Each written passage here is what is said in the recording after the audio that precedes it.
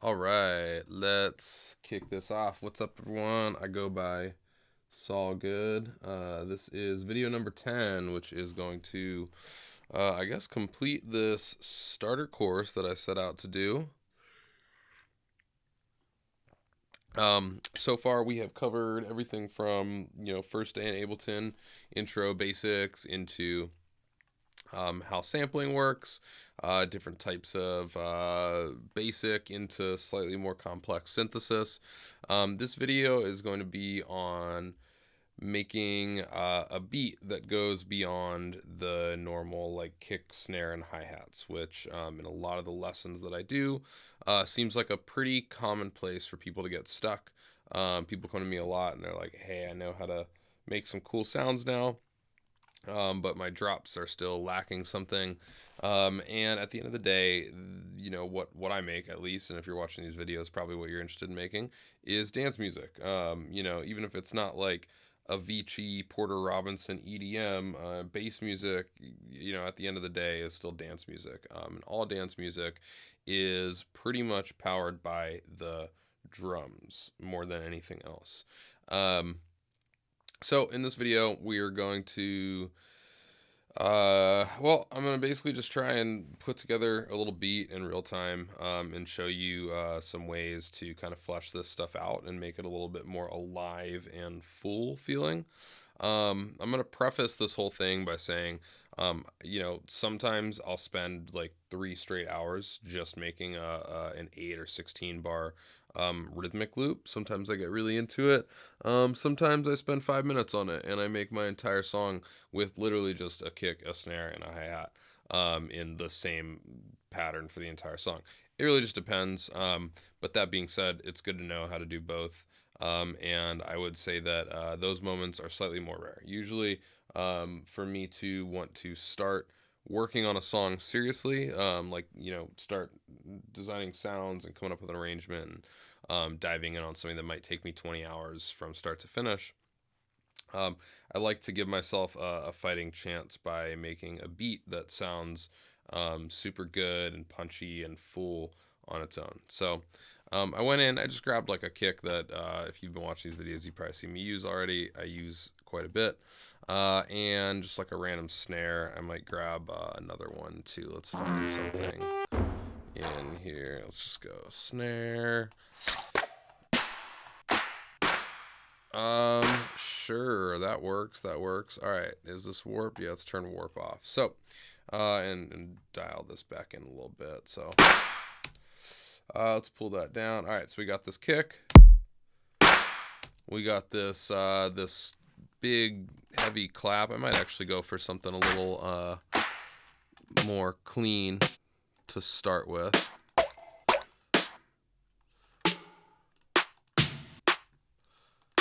Cool. Dry snare. That sounds all right. Let's all right, that is really dry. Honestly, it doesn't really matter what you use, so yeah, we'll stick with that for now. I'm gonna just duplicate this out a couple times. Maybe I'll move this guy off here so it's a little offbeat, so it sounds something like this. All right, cool. Let's throw in some hats, because yes, even though this whole thing is about moving beyond the kick, snare, and hat, you still need a kick, snare, and hat. So let's find ourselves some hats.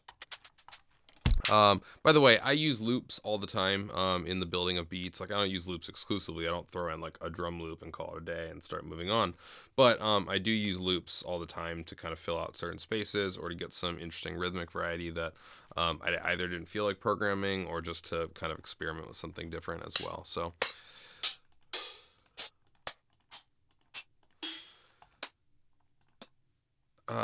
sure, that works. Let's go with this guy. How's this sound? Good enough. This hat is actually a little, it's a little weird. Let's see how that sounds down. That's a little bit better. It's still it's a little sharp. And sometimes, let's see. Yeah, it's got this really like, this kind of peak right there. that thing. So let's just do this. If you hold Command or sorry, I guess it's Option on a Mac, probably Control or Alt or something on a PC. It'll let you. It's like a shortcut for while you drag your mouse up and down to kind of narrow these resonance bands. So let me. Ooh, okay. Let's.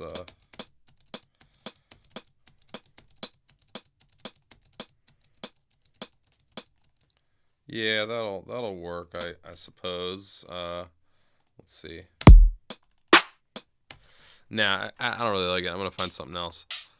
It is important to take a sec and don't spend all day, but definitely find samples you like. That makes the whole process a little bit more fun and enjoyable. All right, so let's see here.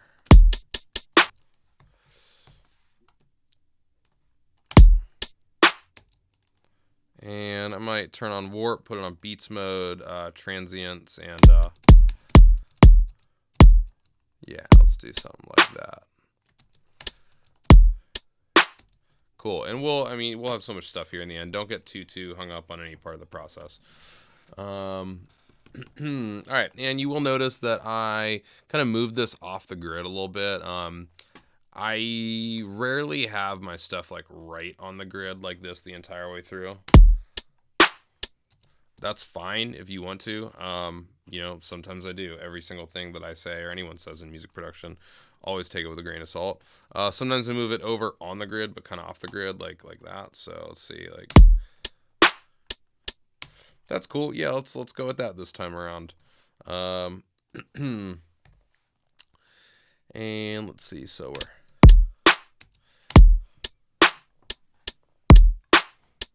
That's kind of cool. Good little groove, little swing to it. All right, so you might notice, I don't know if I've talked about this before in other videos, but my starting template, I have basically a drums group. Inside the drums group, I have this kick and snare group and a perks group. Then separately, I have a sidechain group. I have some sidechain routings where everything essentially gets sidechained. I have my whole sidechain group split into a low and a high band. I haven't always. Sometimes I just decide not to, or I leave them on the same. We're not really going to get into sidechaining stuff. This is going to be all about groove creation. But yeah, so this is a group. This is a group here. I use both these a bit. The main difference between these is that the perks category usually ends up with like some sort of high pass on the entire thing by the end. And the perks group also gets sidechained to the snare. That's pretty much the only difference. The kick and snare group is meant to sort of be compressed at the end together. So in this group, I get a lot of like snares and anything with like a snare fundamental, other kicks that might kind of swap in and out, and like toms mostly. This group is pretty much everything else percussive. So cymbals, cowbells, I don't know, tambourine hits. Every now and again, you will see me put like a tambourine hit in this group if I'm layering it with the snare. Really just depends. Honestly, it doesn't matter too much either way at the end of the day. So let's start layering some of these snares, I guess. That's always a good place to start. Let's find some other snares to pop in here. Most of my finished songs end up having like several different snares. It's hard to like quantify it right off the bat, but oh, these guys are all real quiet. That could be kind of cool. Let's maybe one of these. Let's see.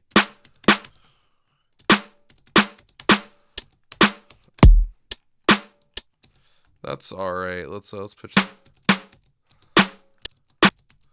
Or maybe up a little bit.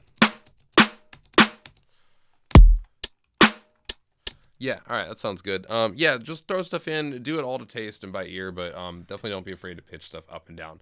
When I am working with drums, most of the time I like to work with them unwarped, and then I'll warp them when I need to. Actually, that shouldn't be warped either.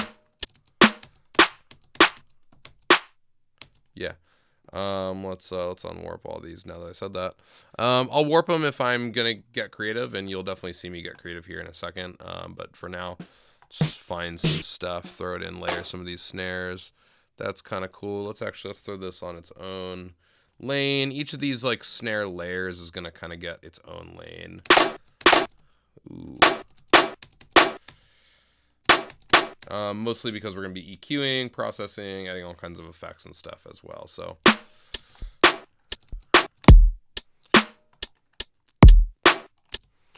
All right, and don't worry if it doesn't sound great right away, because you know, this is all a big sort of molding process. In fact, this video is probably going to be in total about an hour. How are we so far? 10 minutes in? Perfect. Yeah, because I mean, realistically, if I want to do like a good job and kind of explain what I'm doing, not just kind of, you know, go ham on throwing stuff in and throwing stuff at the wall and seeing what sticks without talking about any of it, I could probably do it a little bit quicker, but you know, that's not what we're doing. So yeah. All right. You see me use this reverb trick in here if you've watched these other videos. I'm gonna do this here, and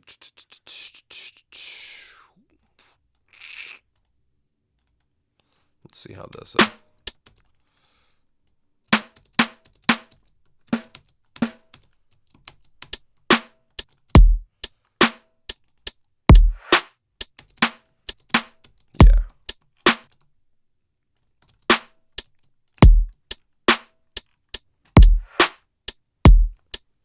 All right, cool. That is just creating a little bit of like, you know, take this reverb that has, if you haven't seen me make this, it basically is just a dry chain and a wet chain with the reverb all the way up at 100% wet and 60-second decay. And then I can just kind of control the chain volume here that puts the signal out to the mixer, and automate wherever I want reverb. So in this case, I'm kind of using it as like a little, let's see. Just a little kind of like thing that rolls into the snare. Another way to do this that you'll see people do a lot is, let's grab like a cymbal. Anyone will do it. Actually, I kind of like that. Not for, where was that? Oh, I'm never going to find it again. Oh, there we go. I'm going to put this in my back pocket for later. But in the meantime, sure, any of those will work.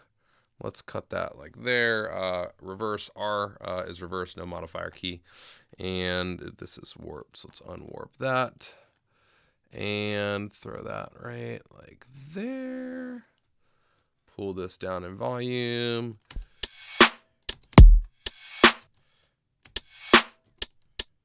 So this is, by the way, if you hold Shift and Option on a Mac, you can kind of slide this around right in the arrangement view. If you then hold Command, you can get rid of the grid lines and just kind of move this, move the audio inside the clip, kind of wherever you want it, right within the arrangement view. So that's cool. I am going to put a little bit of Valhalla Vintage Verb on this as well. Could do it with stock reverb. It doesn't really matter. That's cool. Yeah, we'll do that. Actually, I might even bring it down a little bit more. Okay, cool. Something else I like to do with these sometimes is put like an auto pan on it. Now you can do the auto pan with the actual pan version,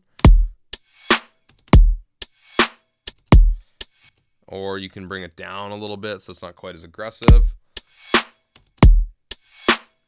Or you can bring the phase all the way back, so it's something like, that's kind of cool. You can bring the phase a little off. You can automate the amount too, so you can have it do something like this.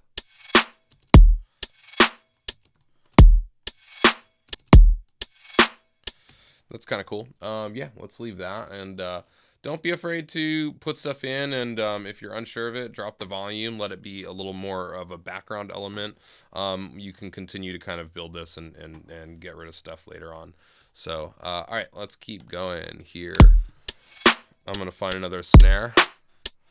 And sometimes, by the way, with this reverb thing, not to kind of jump around, but this sort of process, this kind of like beat creation, you will see my ADD like flare up the most. So be warned. With this, a lot of times, so it's not just such a dry ending to this. You'll see me kind of grab this, and and cut it like right there and do something like that. So the reverb that's getting sent to the mixer is still like there, just pretty quiet right away, so it sounds more like this.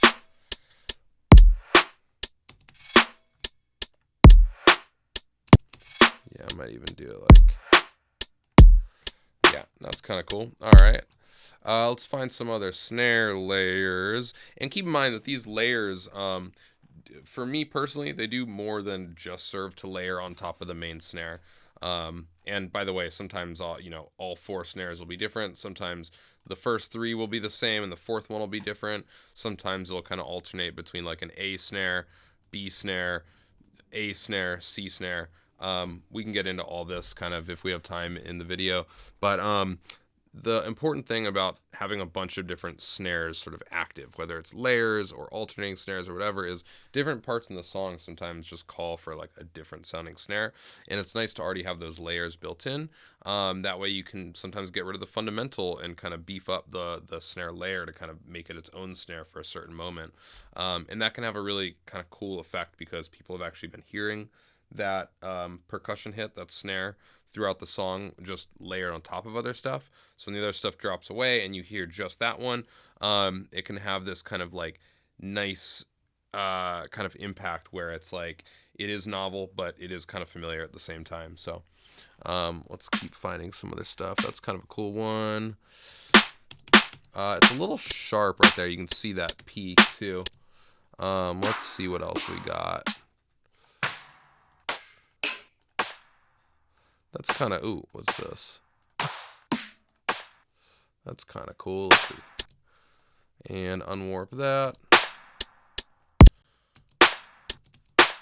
That has this nice kind of like after thing going on. And I might even just pull that so we get more of that tail and not as much of the like first smack that this guy already kind of covers.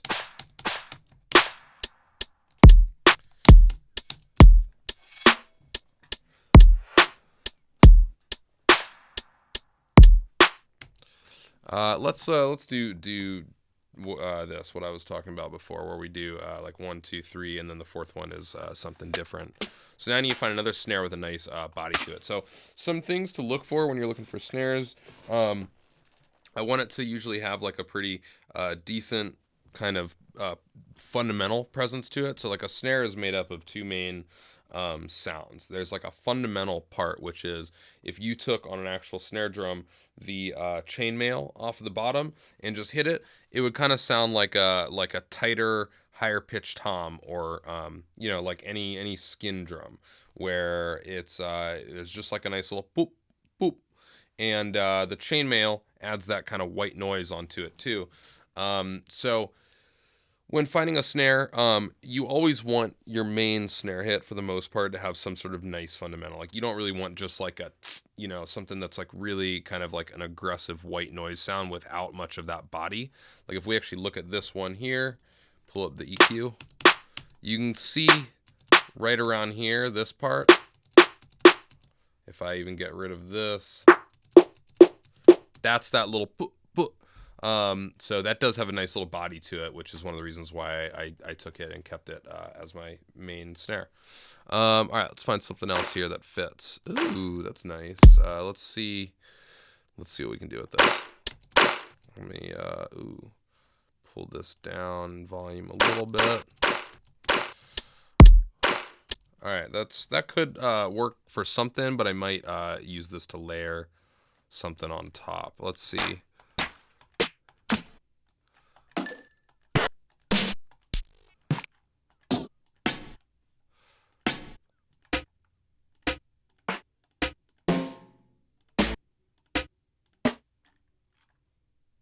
Let's see how this is. That's all right. Let's see if we can beef up the top a little bit.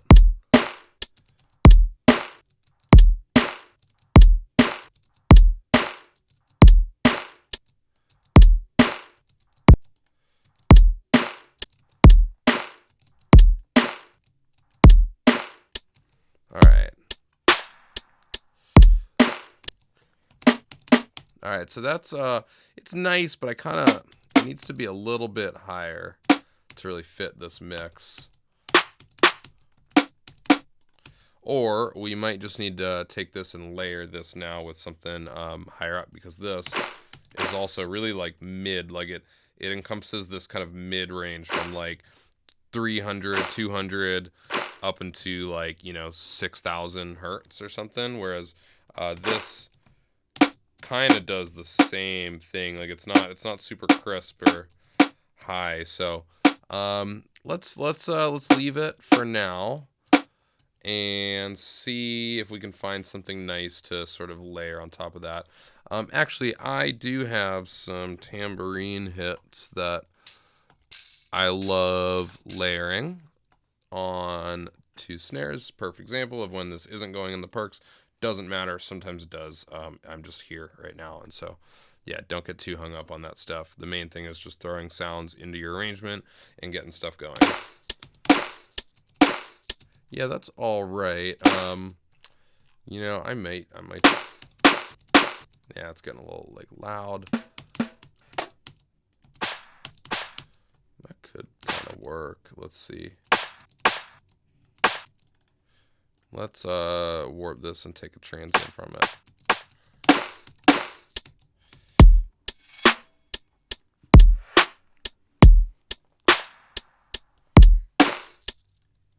All right, yeah, that could work. There's still something. I think I need. Let's see. Let's turn on this guy.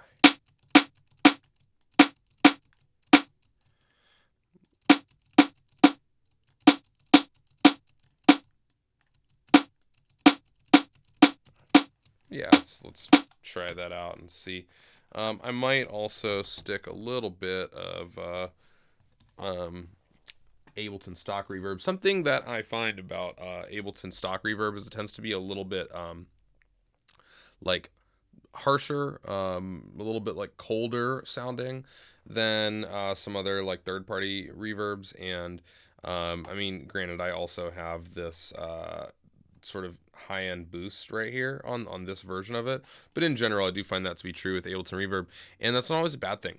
Sometimes I actually want that over like a warmer, nicer reverb, so sometimes I will use this specifically because I want that. So let's do something like this. Oh, that's not what I want to automate. Yeah, let's like pull that up.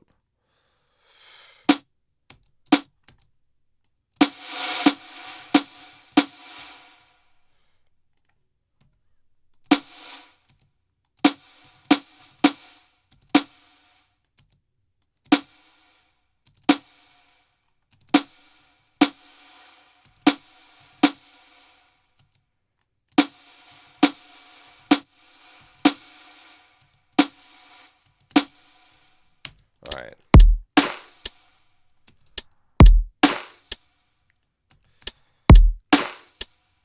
Yeah, that works. Cool. All right, let's see. Let's keep going. I'm just going to take everything we have so far and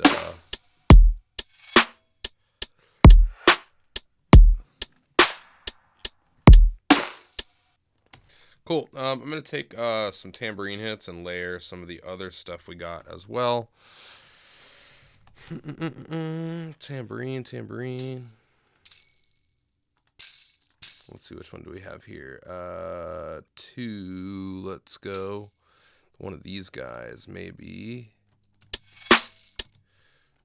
And pull that way down. Actually, let's go on the 2 and the 4, maybe.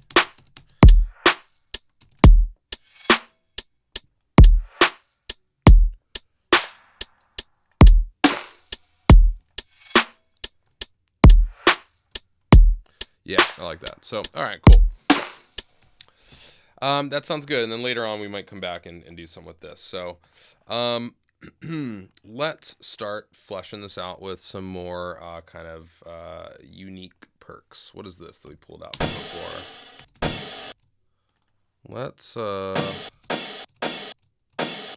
Let's It's kind of weird. I kind of like it though.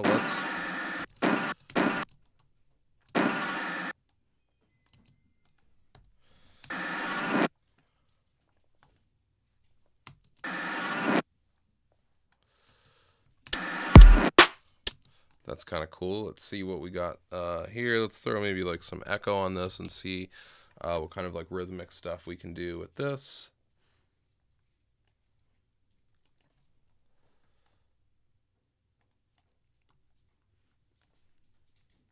Pull this out.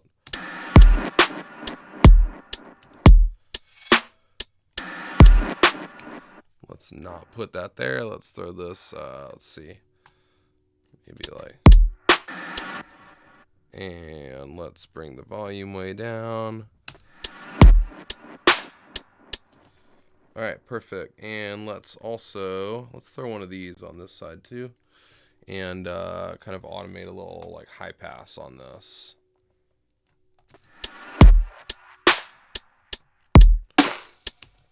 All right, perfect. And let's bring this down too. All right, just something to sort of get like some flair going. And we're gonna end up doing a lot of these, and we're gonna eventually come back and sort of strip away some as well.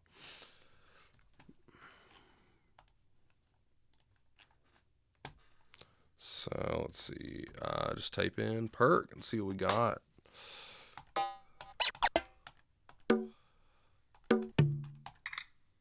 Ooh, that's kind of cool.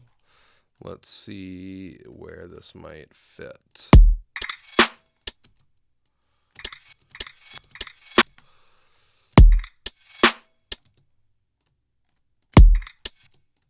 Let's see.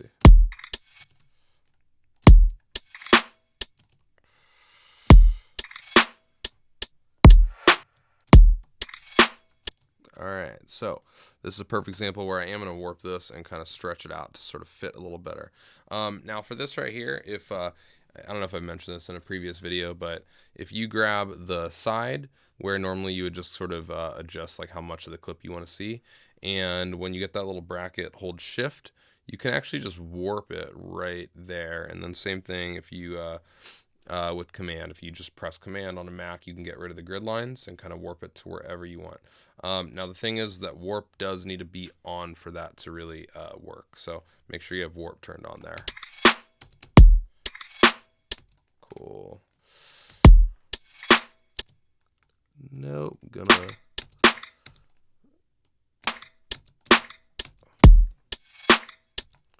that's kind of cool. All right, leave that there. Keep going for now.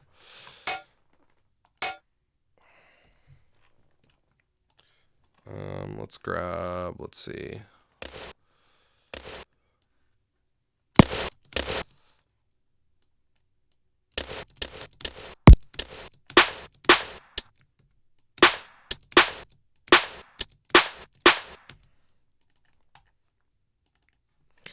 All right, let's warp this guy, stretch it out.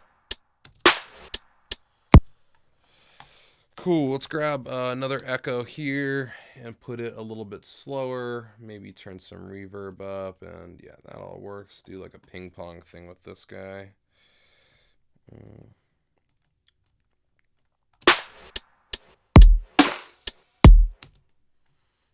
let's put this on like notes maybe.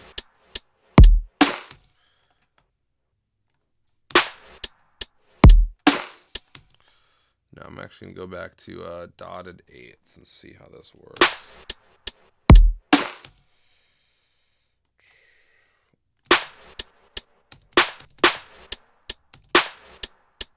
That works too.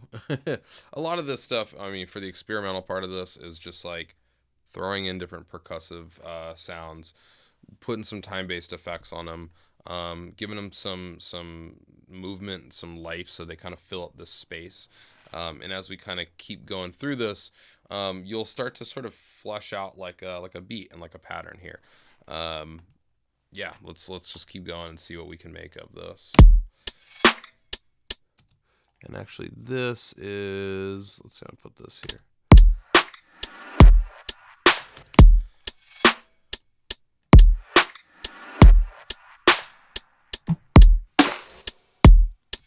And this should maybe be there. Let's see. Oh yeah, I see what we got here. Let's pull this all the way over.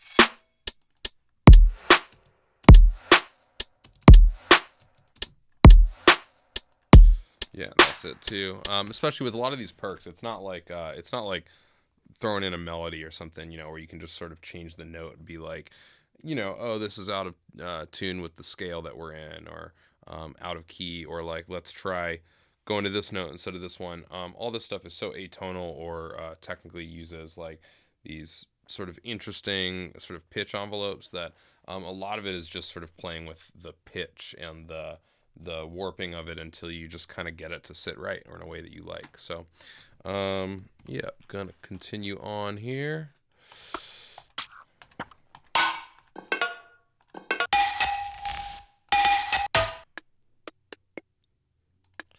That could be kind of fun. Let's see how. Oh, it's an instrument. Okay. And I know there's some good stuff here.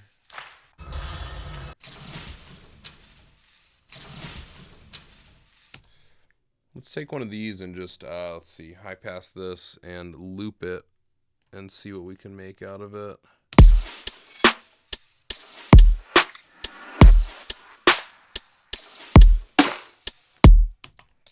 If we reverse this, see what happens. And let's kind of alternate here.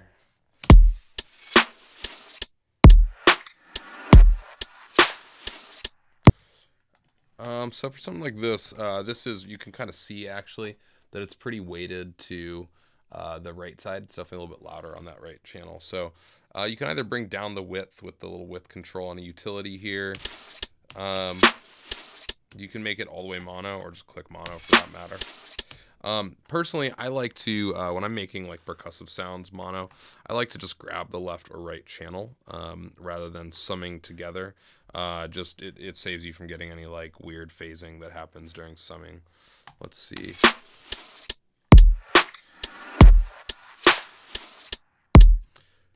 Maybe the right side works better. Let's unwarp that and see what happens.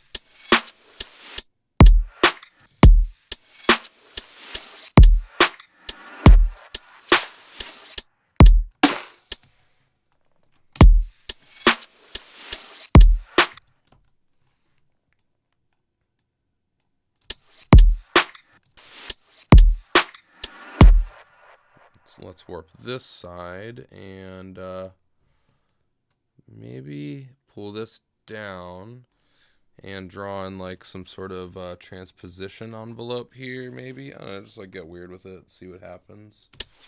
I kind of like that. It's subtle, but a lot of this stuff is, so what that did is this, just so we can hear it a little bit better. All right, cool.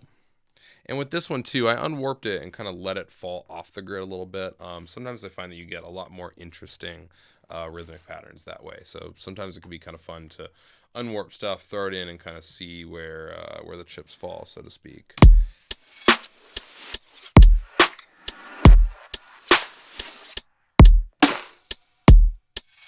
Yeah, let's pull that back.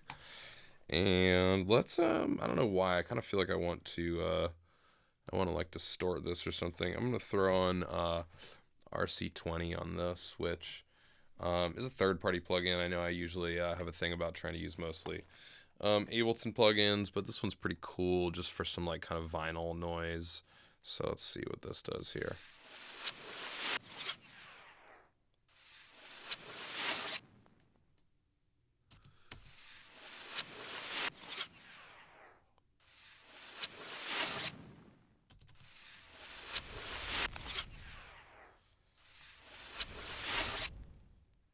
Yeah, that's cool. Let's go with that for now.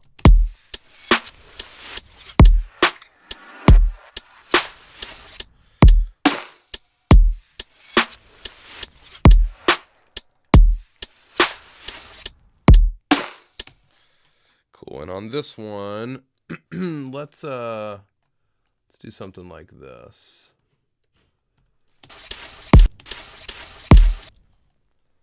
Let's take this, maybe like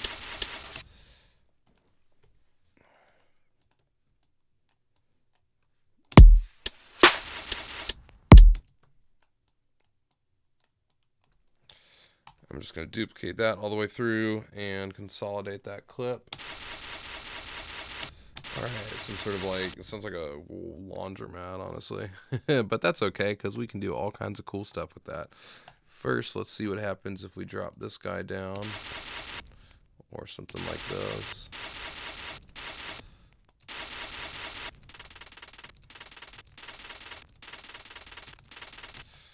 Yeah, let's go with like texture or something, and let's transpose this a little bit. Draw on some transposition envelopes, see what we got.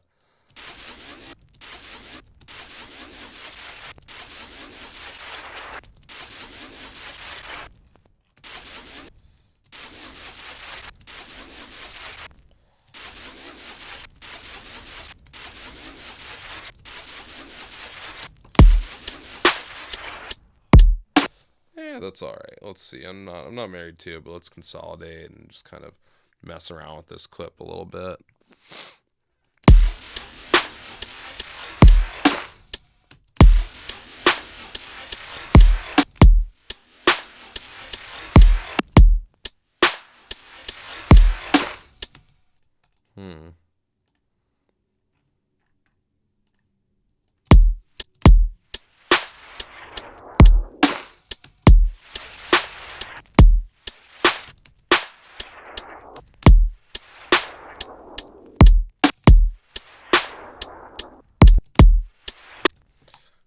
Let's grab like another little echo or something.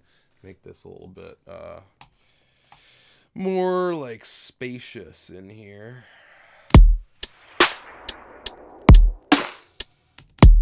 Now let's get some modulation going on this guy too. It's kind of cool. And we will pull this up just for this sound here. We don't really want it everywhere.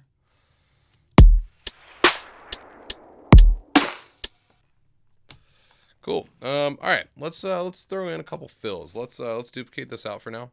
And by the way, just so you do know, if you grab anywhere toward like the top of your arrangement and just pull this all the way down to the bottom here, it'll grab everything all the way down. So that is a helpful tip.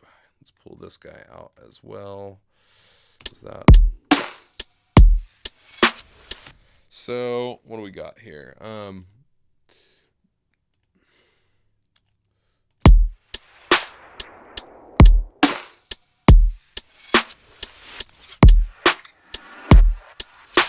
So for this, I'll probably delete this. That'll start to get pretty boring pretty quick if we let that go too long.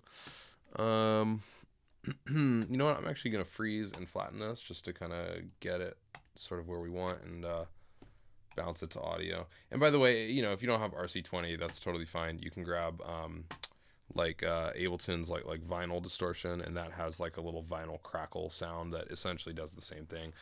It just helps to automate it because RC20 has like a follower mechanism where it takes the input signal and uses that to give it the kind of vinyl crackles. The vinyl distortion in Ableton, you really need to automate up and down that vinyl crackle sound. So, all right, let's flatten this, and let's do a quick little time check here. I want to try and be cognizant of the fact that I can do this for hours, and that's not the goal today. So, all right, got that. Yeah, let's throw in a couple fills, get like a nice little more of a groove. So this is about 30 seconds. Duplicate it out. All right, let's grab a tom. Always a good place to start. Yeah, some of these are good, even though they're really quiet. As I have them, you can easily beef them up with like a saturator, a glue compressor. Even a drum bus too is a great way as well, especially since it's got like a little transient shaper in it.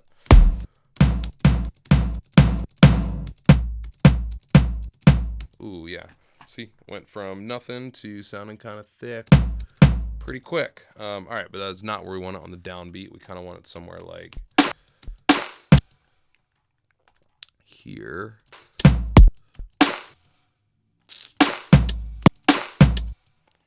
And let's get rid of this guy. Let's grab another one of these toms from somewhere.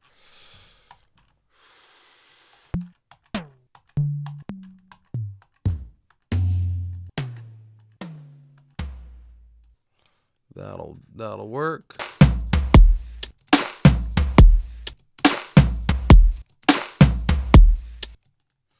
And maybe like pull these out just a little bit.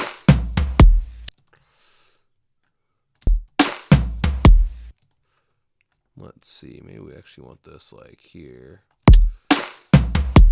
Nope. Yeah, I'm gonna stick with this. So fills are something that I personally always struggle with, always have. I put them in every song, and it always takes me a little bit of time to sort of get the feel just right, depending on like the groove I got going for that particular song.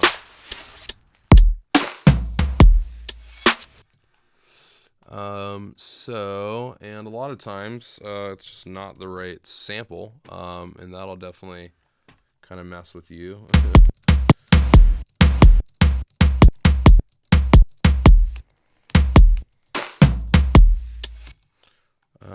Switch these around sometimes can help as well. And let's throw a little bit of reverb on this guy. Just automate the dry wet up.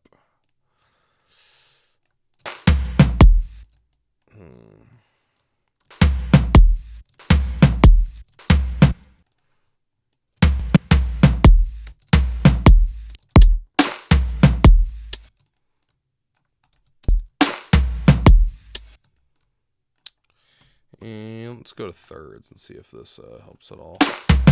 Oh, that's not where we wanted that. Why does that? All right.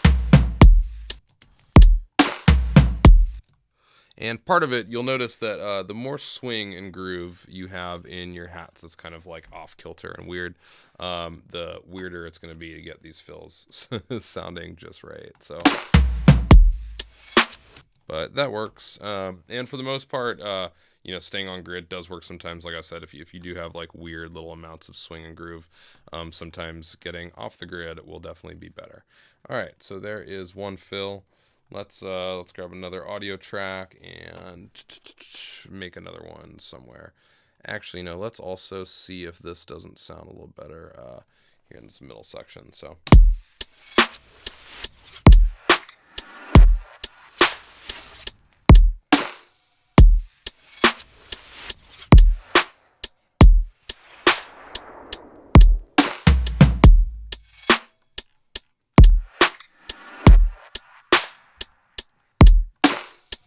All right, nice little slow, wonky beat. We could always take some of these and flesh this out a little bit more before we keep going.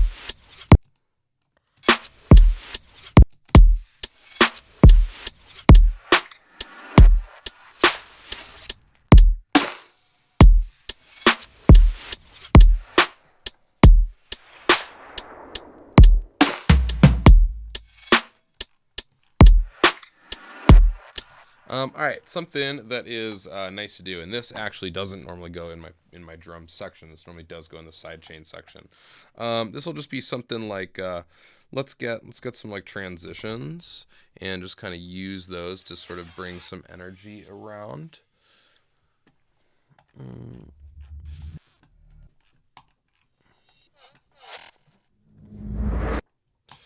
That could be cool. Let's see here. Looks like it's gonna be loud, so.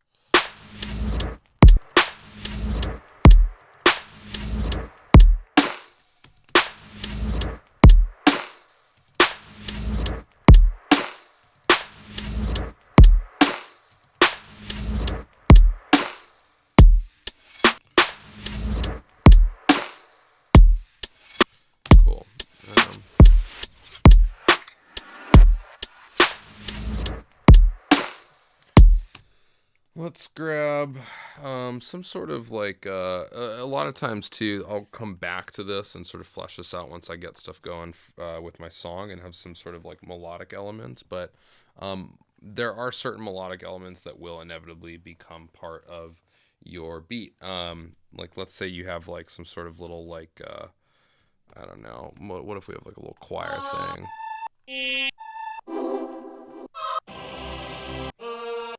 Oh, these are terrible.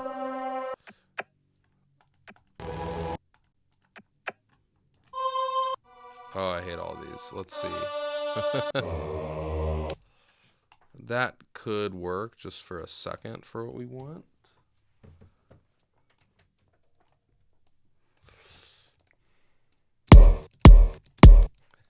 Not exactly like that, but let's see.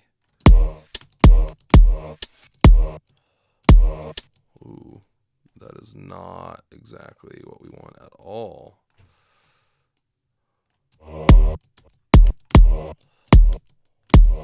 Let's pull this way down since...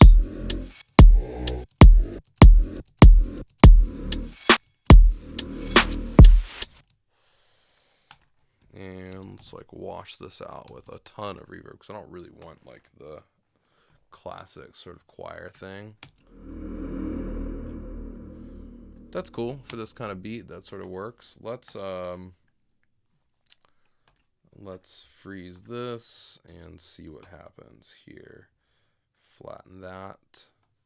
So we have this sound.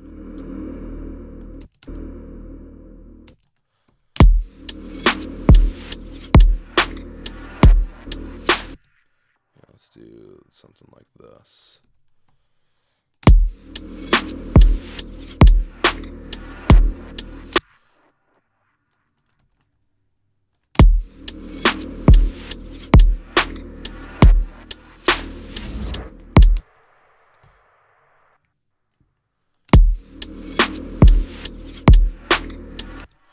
Yeah, that is not going to end up going there. Here.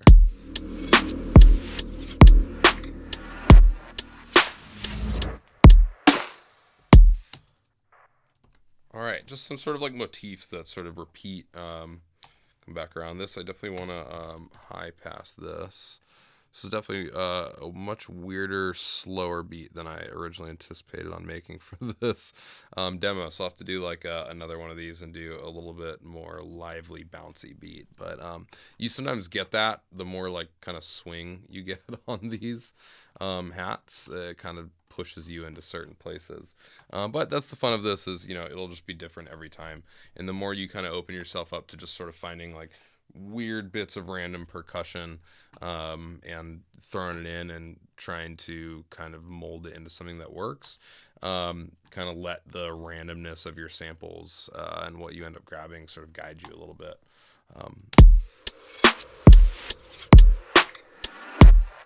So this is definitely going to be a little more like...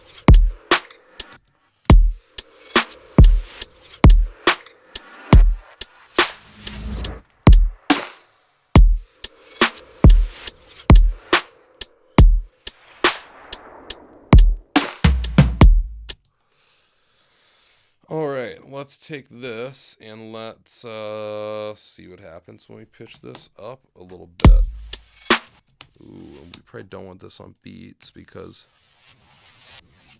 maybe Complex or Complex Pro could work.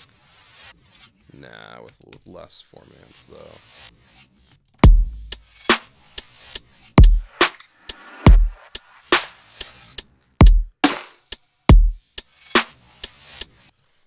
I don't exactly want that version of this, but I definitely don't want to just repeat the same thing again. So what I might do is duplicate this out. Let's see, let's actually just pull this onto another channel, grab something like, I might normally use like Little Altar Boy from Sound Toys or something for this, but you can do it with like a shifter. Let's throw this on and see what kind of weird stuff we can get out of this.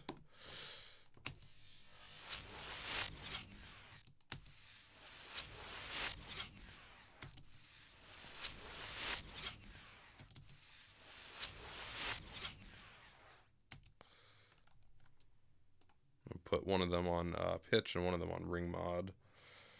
Pull this up quite a bit.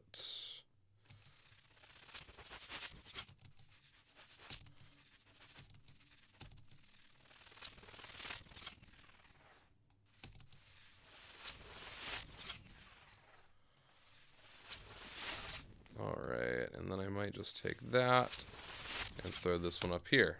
So we get a little bit of, yeah, we'll keep that how we had it for a sec.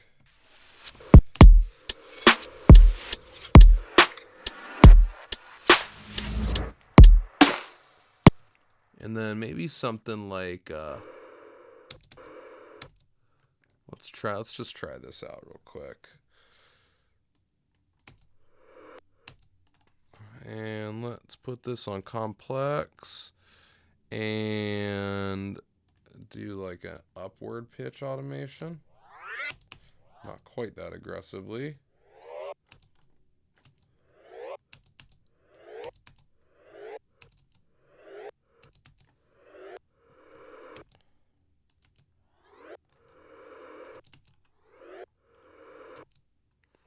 And you know what, let me take this and actually just bring this onto its own channel here.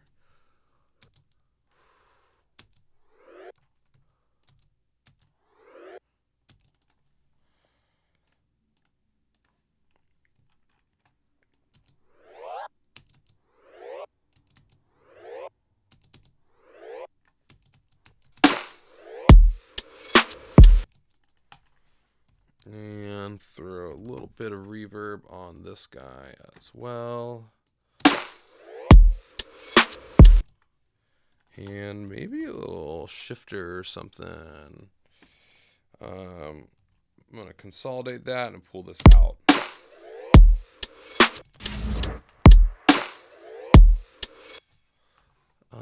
No, I might leave this like, well, let's try this. All right.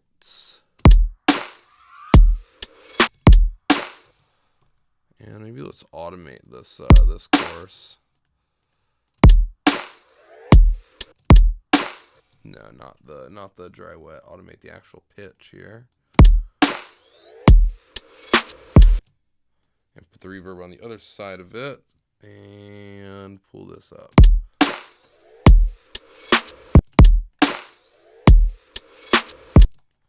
I'm gonna grab another shifter and actually, you know what? No, I'm just gonna do double this up and put one of these down an octave and pull this guy down so the lower pitch one kind of shines through a little bit more. Let's see. No, I want to get rid of that.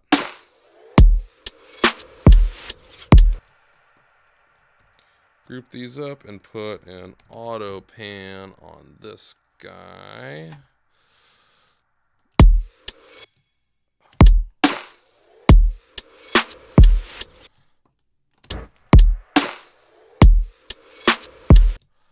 And I'll pull this back a little bit. There we go. Something like that. So, okay. Make like another fill or something. Let's see. How are we doing on time? I feel like we're kind of getting there. Yeah, we're almost at an hour. Yeah, I could literally do this stuff all day. Just sit here. To me, this is like one of the most like low pressure, kind of like fun creative activities. It's really like sort of just almost like meditative for me, just kind of like finding sounds, pulling them in, finding places they fit in the groove, and just kind of like adding different time-based effects, warping them and sort of stretching them, and getting some weird stuff going. I also, if you listen to my music, you know that I put in a ton of my own like mouth sounds, for lack of a better word, just like little chants, like a yeah, huh, you know, a little laugh, a little okay, a little whatever. I'll like make clicks with my tongue or snap. I have a bunch of like shakers, so I'll come in here and start kind of like doing like some real percussion as well. And a lot of times I just have a lot of fun with this part of the process. I find that, like, let's see, actually, let me, I'm just going to grab one of these for a sec.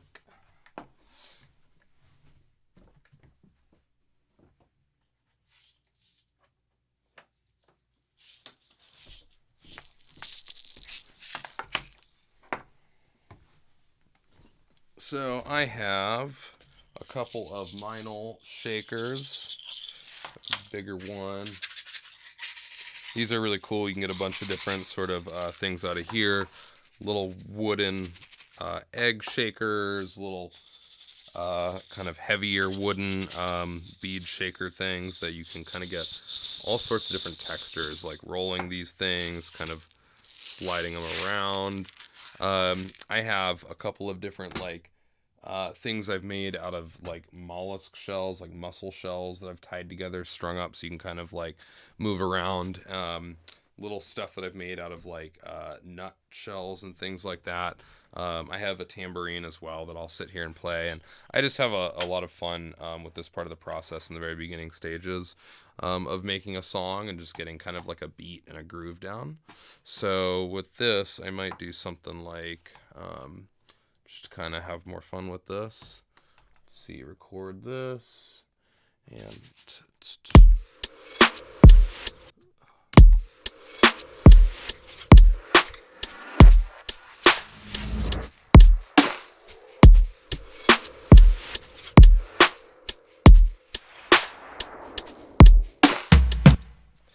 cool. Let's see what we got.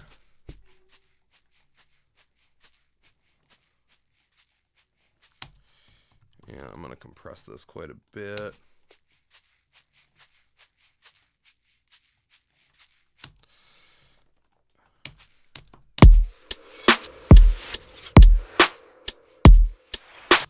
I might do something like take like a micro shift. You could do the same thing with like a Haas effect delay. If you don't know what that means, watch some of the other videos leading up to this one. Eventually, I'll just do like a little 5-minute video on a Haas effect delay for stereo width. But yeah, like.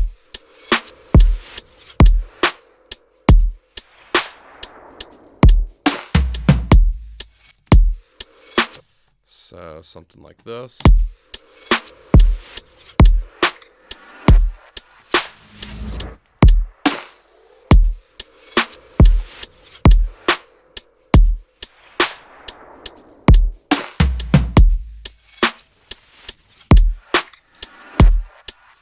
All right, sick. I'll probably just about leave it there, but you know,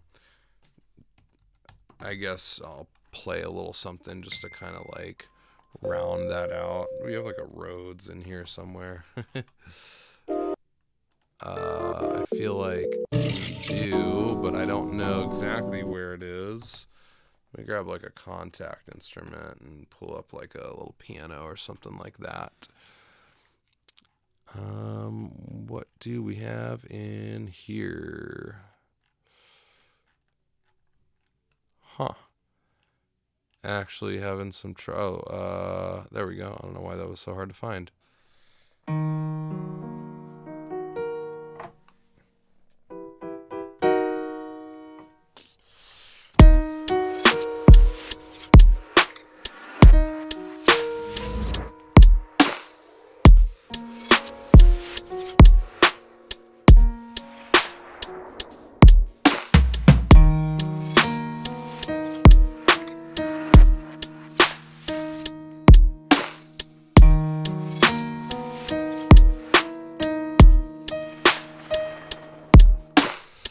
Anyway, yeah, I'm tired. It's late. It's about 2 a.m. here, and I feel like that's about as good as I can do for this video.